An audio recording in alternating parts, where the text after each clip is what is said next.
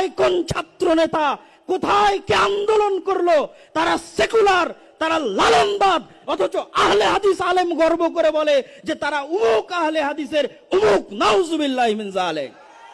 আমাদের একজন উপদেষ্টা, তিনি হলেন আহলে হাদিসের জামাই, আহলে হাদিসদের জামাই। তাকে বলা হলো তিনি হলেন এই আন্দোলনের মাস্টার মাইন্ড। তিনি হলেন আমাদের প্রফেসর ডক্টর মুস্তাউদ্দিন সাহেবের বড় মেয়ের জামাই মাহফুজ আলম। ছিলেন আপনারা? আমরা কাজের বেলায় কাজ করি, এটা মনে রাখেন।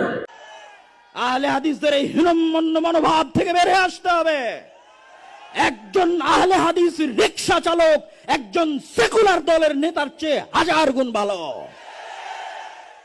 একজন আহলে হাদিস মুচি এবং মজুরি একজন ন্যাশনালিস্ট দলের, সেকুলার দলের নেতার চাইতে, ছাত্র আন্দোলনের নেতার চাইতে লক্ষ কোটি গুণে ভালো। অথচ আহলে হাদিস আলেমের সন্তান যখন প্রধান উপদেষ্টার দরবারে গিয়ে নিজেকে আহলে হাদিস দাবি করে, তখন কেন গায়ে জ্বলে?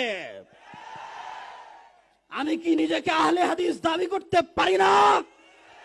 আহলে হাদিস কি ব্রাহ্মণ্যবাদ, যে নির্দিষ্ট একটা গোত্র, নির্দিষ্ট একটা দলের জন্য সীমাবদ্ধ থাকবে?